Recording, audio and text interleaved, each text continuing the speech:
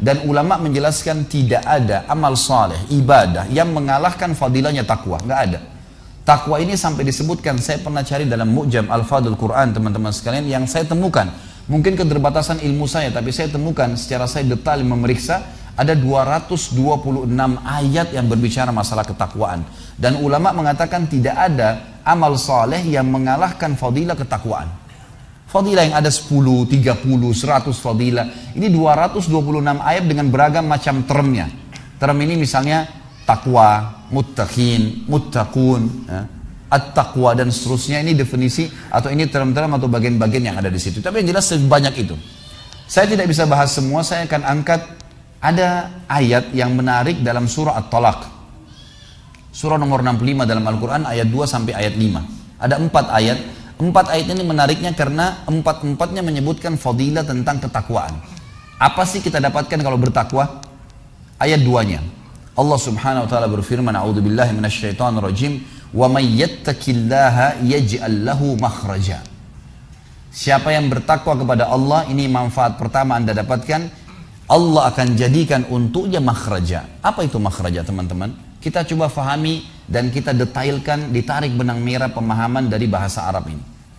Makhraj ini dalam pemahaman atau rincian para ulama bahasa, dikatakan makhraj bisa berarti seseorang laki-laki yang sedang berjalan di sebuah tempat yang sempit sampai membuat tubuhnya nggak bisa bergerak. Kemudian tiba-tiba dia coba memaksakan diri keluar dari gang yang sempit itu. Kemudian dia temukan di depan matanya ujung dari gang itu dan dia dapat lapangan luas sehingga dia bisa berlari. Transisi dari gang yang sempit ke jalan besar namanya makhraj dalam bahasa Arab. Makna yang lain kata ulama bisa berarti lubang biawak. Biawak ini hewan yang hidup di padang pasir biasanya, dan biawak ini kalau kita lihat lubang sarangnya, kita akan kira itu adalah lubang semut karena kecilnya lubang dia. Jadi biawak besar, tapi dia kalau masuk ke dalam lubangnya, sarangnya di bawah tanah, maka dia tutup kembali dari dalam sehingga seakan-akan lubangnya kecil. Nah biawak kalau mau keluar, dia menanduk-nandukan kepalanya, dia membongkar kembali lubang yang dia buat tadi, yang cuma kecil seperti lubang semut saja, sampai besar. Kemudian dia berhasil mengeluarkan kepalanya dan mengeluarkan badannya, kemudian mencari makanan. Lubang biawak yang dia gali kembali sehingga tubuhnya bisa keluar, nama lainnya makhraj. Dinamakan makhraj. Jadi teman-teman kalau umroh atau haji bisa lihat tangga darurat di hotel-hotel di sana untuk menyelamatkan diri kalau kebakaran ditulis mim kha ra jim makhraj, gitu kan? Jadi ini darurat, kalau sudah kepepet bisa lewat sini, gitu kan? Liftnya nggak jalan, kebakaran bisa menyelamatkan Anda, gitu loh bahasanya. Allah menjanjikan di ayat 2 surah At-Talaq, wa may yattaqillaha yaj'al lahu makhraja. Siapa yang bertakwa kepada Allah, Allah akan jadikan makhraja dalam hidupnya, jalan keluar dari masalah yang dihadapin yang sangat lapang, luas. Gitu. Ayat ketiga Allah janjikan fadilah yang kedua, wa yarzuqhu min haitsu la yahtasib, dan Allah akan berikan kepadanya rezeki dari tempat dia tidak sangka-sangka. Saya mengajak teman-teman untuk hadiri ceramah besok insya Allah. Saya tidak tahu panitia bisa ditanya alamatnya, ada besok subuh dan ada besok malam. Kalau tidak salah besok subuh itu kenalilah Tuhanmu kau akan bahagia. Judulnya kita akan bicara lebih jauh tentang Allah Azza wa Jal. Kemudian maghrib nanti kita akan bicara saudaraku nilai rahasia rezekimu. Akan lebih panjang lebar saya jelaskan masalah rezeki dan sumber-sumbernya, gitu kan. Rezeki ini banyak orang fahami hanya baju, makanan, minuman, pakaian, tempat tinggal. Padahal rezeki itu sangat luas, lebih luas daripada itu. Mata kita bisa menangkap cahaya. Sekarang Anda bisa lihat saya bisa lihat Anda karena ada cahaya lampu ini, ya. Kalau tidak ada cahaya sekuat apapun, mata kita senormal apapun tidak bisa lihat apa-apa. Gitu kan? Berarti bisanya mata kita menangkap cahaya sebuah rezeki. Suara kita bisa menangkap suara sebuah rezeki. Seterusnya, kita masih bisa mencerna dan membedakan mana pedas, mana pahit, mana manis dalam waktu seketika dengan lidah kita, sebuah rezeki. Artinya seluruh ini adalah rezeki. Dan Allah mengatakan wa yarzuqhu, dan Allah akan berikan dia rezeki semua kebutuhannya. Bukan cuma sekedar duit, makanan, minuman, pakaian, dan seterusnya. Tapi semua kebutuhan yang bisa membuat roda kehidupannya berputar. Dari tempat yang dia tidak sangka-sangka. Akan datang dengan sendirinya. Ini ayat yang kedua. Maaf, ayat kedua tapi nomor fadilah kedua cuma ayat nomor 3 dalam surah At-Talaq. Saya tidak lanjutkan ayatnya karena itu berhubungan dengan tawakal. Sampai sini bahasannya. Ayat keempat, fadilah ketiga. Di ayat keempat At-Talaq lanjutannya Allah mengatakan wa may yattaqillaha yaj'al min amrihi yusra. Siapa yang bertakwa kepada Allah, Allah akan jadikan, kata ulama, relevansinya adalah dengan ayat nomor 2 tadi. Ayat nomor 2 Allah janjikan makhraja. Di situ jalan keluar, tetapi di sini jalan keluarnya belum dirincikan mudah atau sulit. Misal, ada orang diberikan jalan keluar sama Allah Azza wa Jalla kena sakit, harus melalui operasi dulu.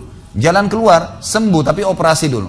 Cuma di ayat keempat Allah pastikan, wa may yattaqillaha yaj'al min amrihi yusra. Siapa yang bertakwa kepada Allah, Allah akan jadikan makhrajanya di ayat kedua itu yusra, mudah, tanpa operasi bisa sembuh, gitu kan.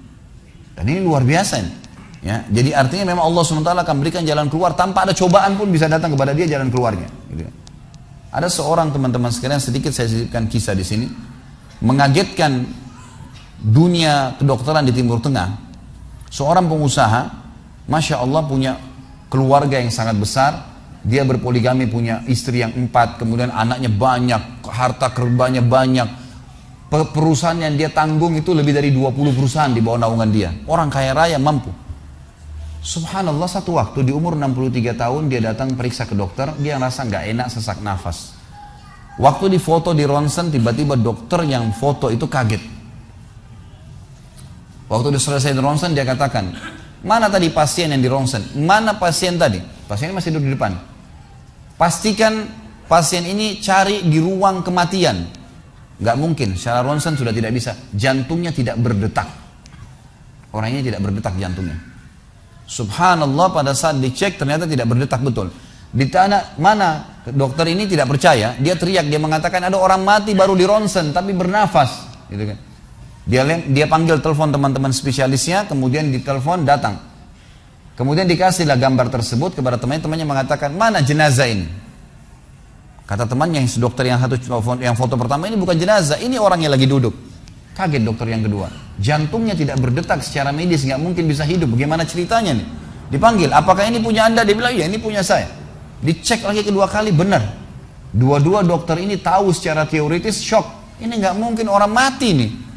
Nggak ada ceritanya nih. Dipakai alat USG pun jantungnya tidak berdetak. Kok bisa hidup nih? Bisa ngobrol. Telepon teman-temannya. Sampai dokter-dokter yang asli dari Jazirah Arab pun yang ada di Eropa, dokter spesialis pada datang keesokan harinya, cek, nggak percaya kejadian ini. Dicek ternyata benar. Kemudian ditelusurin lah. Kira-kira bagaimana bisa orang ini masih bernafas, masih ngomong?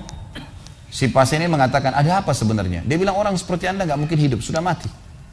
Lalu kata dia, apakah orang seperti saya, jantung tidak berdetak, bisa punya keluarga? Mereka bilang mustahil. Dia bilang, saya punya istri dan saya melayani mereka. Apakah orang seperti saya bisa bekerja? Dia bilang mustahil. Saya menaungi 20 perusahaan saya. Semuanya bisa berjalan. Mereka nggak percaya. Sampai datang seorang dokter yang senior dari Jerman, datang khusus karena kasus masalah ini, diundang oleh dokter-dokter spesialis tadi. Dicek, ditemukan ternyata teman-teman sekalian di bagian bawah jantungnya ada urat-urat saraf seperti terbuat, ya, seperti dibuat secara alami yang mengalirkan darah-darah tertentu sehingga ada pompa nafas di situ. Tidak ada di manusia lain, cuma di orang ini saja. Semua dokter mengatakan ini nggak masuk di akal, nggak ada manusia seperti ini di dunia.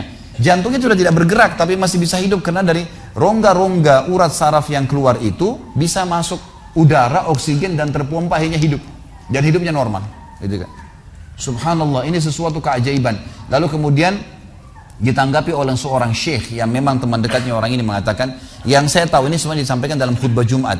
Lalu dia mengatakan, yang saya tahu orang ini tidak pernah ketinggalan puasa Senin Kamis, tidak pernah ketinggalan puasa Ayyamul Bid. Semua puasa sunnah dan wajib dijalankan dan tidak pernah buka puasa sendiri, pasti buka puasain orang lain. Tidak ada kegiatan sosial, bangun buat gali sumur, bangun masjid, bagi kitab Al-Qur'an, tidak pernah kecuali dia ada di situ. Walaupun andilnya tidak besar, tapi selalu ada. Orang tuanya selalu dibaktiin, selalu bersedekah, selalu kalau datang kepada saya diskusi tentang masalahnya orang. Ini ada tetangga saya punya masalah begini, bagaimana jalan keluarnya secara syariat dan seterusnya. Hidupnya sibuk dengan ibadah kepada Allah Subhanahu wa taala. Allah ciptakan urat saraf khusus sehingga bisa terpompa, ya, udara masuk ke jantungnya. Tidak ada operasi. Ini yang dikatakan yaj'al min amri yusra. Mudah, aneh, dokter nggak masuk di akalnya. Dan ini banyak orang subhanallah lupa dengan Allah Azza wa Jalla. Subuh besok insya Allah kita akan bahas lebih jauh masalah itu. Mereka tidak tahu kalau kekuatan Allah SWT. Sakit, dokter, dok, bagaimana saya bisa sembuh? Subhanallah. Sebelum pergi akhi, ukhti, bilang, ya Allah, jadikan dokter ini penyebab saya sembuh. Sembuh insya Allah.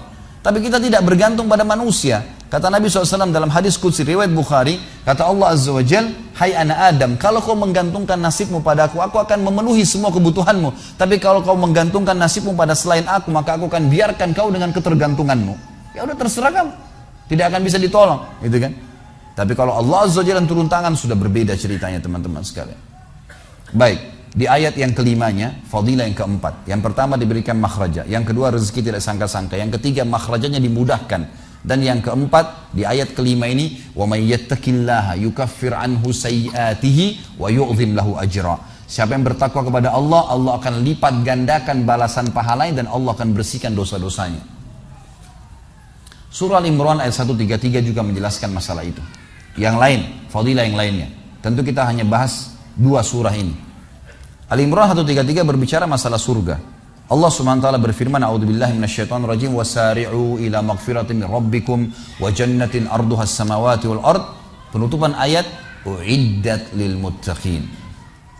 Berlumba-lumbalah kalian mengejar surga dan pengampunan Tuhan kalian, gitu kan? Yang berlumba-lumbalah kalian menuju kepada pengampunan Tuhan kalian dan surga yang luasnya seluas langit dan bumi yang hanya dijanjikan untuk orang-orang yang bertakwa.